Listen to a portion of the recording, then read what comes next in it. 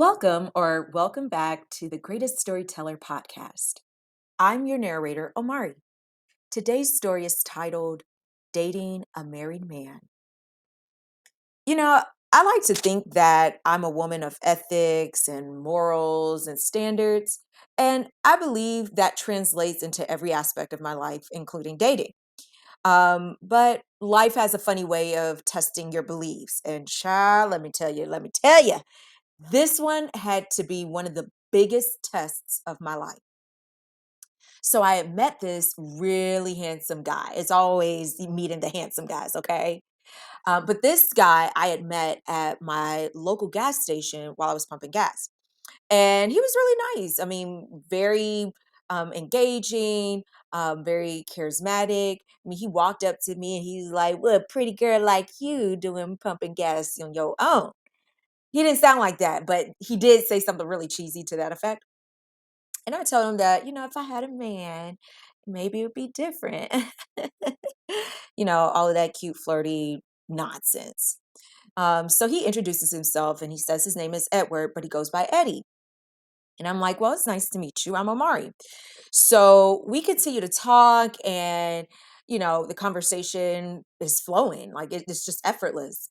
And he finally asks for my number, and without hesitation, y'all, I gave it to him. um I told him, put me in his phone and reach out to me when he can. And so he tells me he's going to reach out to me a little later, but he looks forward to connecting with me soon. Cool, great. We say goodbye to each other and we go about our way. So a couple of hours pass by and I get a text message, and it's from Eddie. And he says, "Hey there, just wanted to make sure, you had my number. Lock me in when you get a chance." Pretty innocent, nothing to his text message. So I just replied back saying, "Okay." And I had put him in my phone. So, maybe a couple more hours had gone by and I didn't hear anything from Eddie. At first, I thought, that's a little weird, but because we had a good interaction, I wasn't sweating it. He really made a good first impression on me. So I just thought, okay, maybe he wants to let some time go by because he doesn't want to seem desperate. Let it seem like he's cool, calm, and collected. He'll reach out to me in a day or two. Okay, no problem. I get it. So now a couple of hours turned into a couple of days, and I started to get like a little concerned, right? Because I was confused. I'm thinking, all right, a day, maybe two, then you would reach out. Um, but he didn't say anything. So I decided that I would call him, just to check in and see how he was doing. So I dialed his number and the phone rang a couple of times, but it eventually went to the voicemail.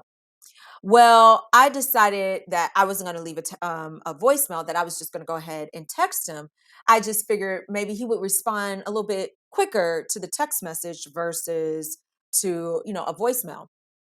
So I text him, "Hey, boo, how's your day going?" Something really flirty. And I took a beat, waited a couple of minutes, expecting him to respond at some point. Um, but that response never came. In fact, I didn't get a response all day from this man. Then, out of nowhere, Eddie responds to my text message at 12:15 in the morning.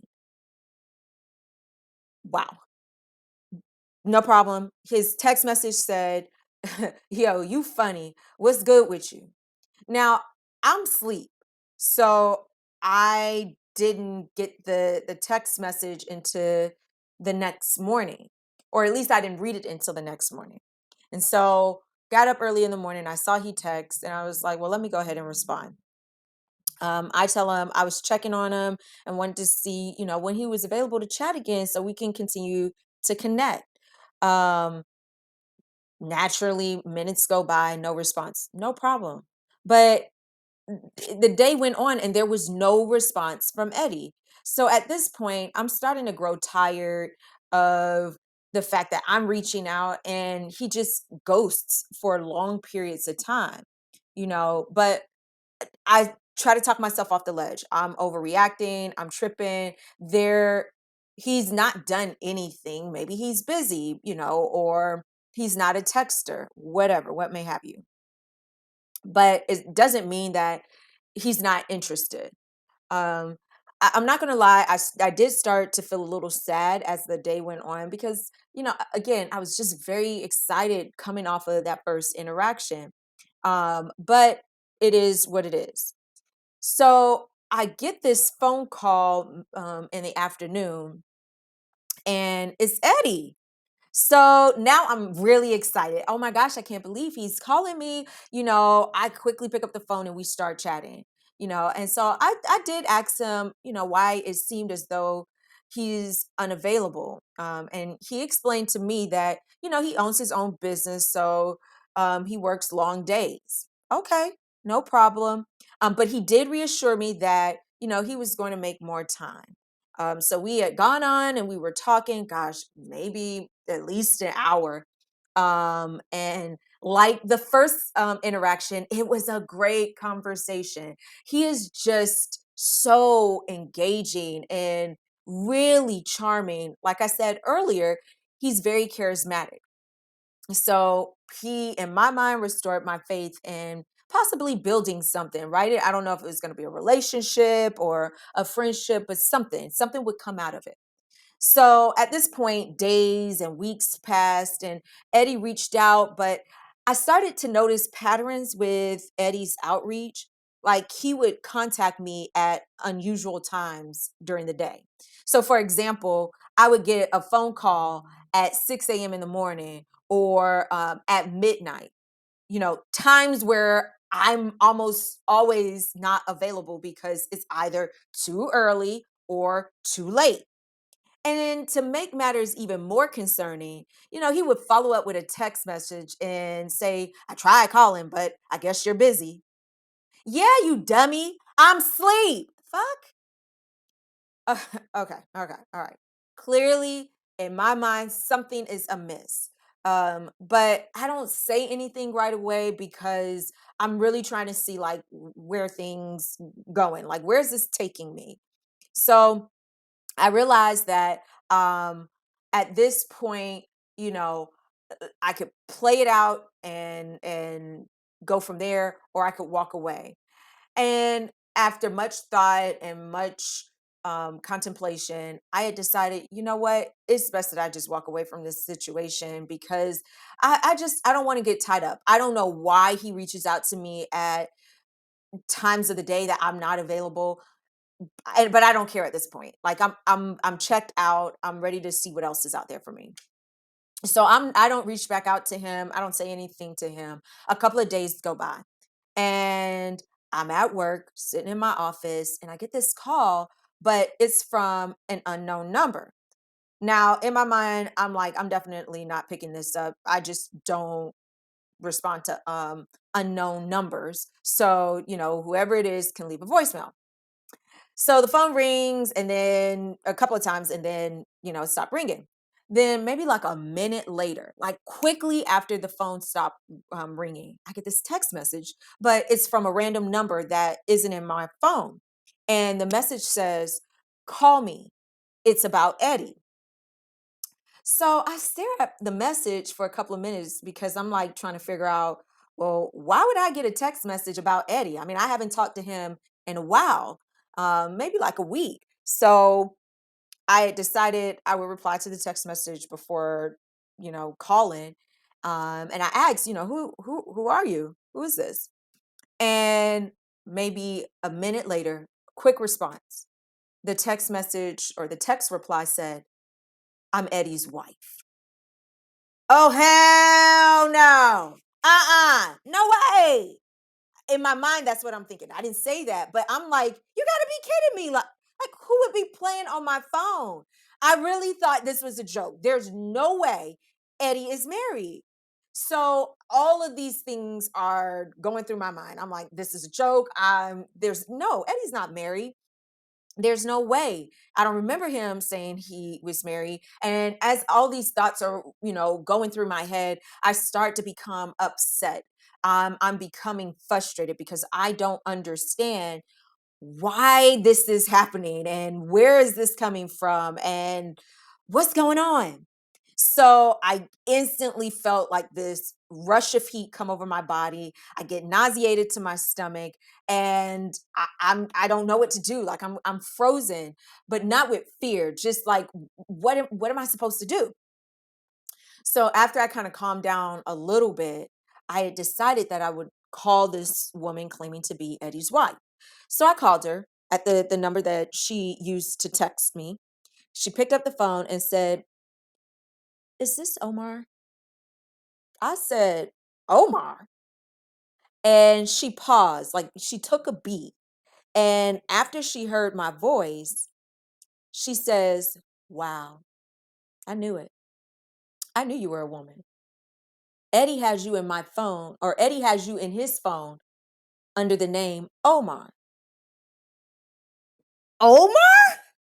This man went as far as adding me into his phone as a man. What a piece of shit. Oh my gosh. But y'all, it gets worse. He's telling his wife behind the scenes that he met me at a construction site for work and that I was physically handicapped. I can't make this stuff up. Let me repeat. The man told his wife that he met me at a construction site, but I'm physically handicapped. Okay. And then he tells his wife, I'm a homie and I'm just down on my luck and needed help in a friendship. What? Why the fuck would a handicapped person be laying asphalt for work? I mean, the man is dumb. You have to be less than smart to come up with that kind of excuse. But more importantly, I started to question her in my mind like, did you really believe that? Was did you really believe that? Like, I don't have anything else to say. It's just like, did you really believe a handicapped person was at a construction site? I don't know. There's so many things that you can conjure up in your mind to make that work in such a crazy narrative. But I guess that's the whole reason why she called, right? Or she reached out because something in her spirit didn't make sense about handicap Omar. Anyway, it doesn't matter. So I was at this moment feeling super confused, right? Didn't know what to believe. I have this woman claiming to be his wife. Um, and I, on the other hand, was talking to a man that seemed, really authentic and genuine. I guess maybe I was blinded by his charisma. But I'm confused nonetheless. And so I tell her, okay, you're claiming to be his wife, prove that, he's your husband. And she continued, or she said to me, give me 10 minutes and I'll call you back. And I'm saying to myself, okay, no problem. Um, or I'm in my head, I'm thinking to myself, I don't know why she needs 10 minutes, but okay, no problem. So we hang up, and I knew at that moment I wasn't interested in whatever she was going to say by calling me back. I just wanted to move on, right? So maybe a few minutes later, a couple of minutes had gone by for sure. And then I started to get text messages from that same number, from the woman claiming to be his wife.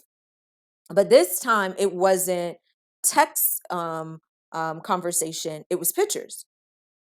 Would you believe these pictures were of their marriage certificate, of their wedding ceremony?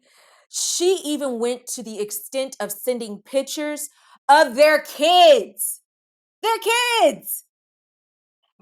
That's when I really, really realized in that moment that I don't want to talk. I don't want to talk. And quite frankly, everything started to make sense. Like why he would call me during hours that he knew damn well I wasn't available.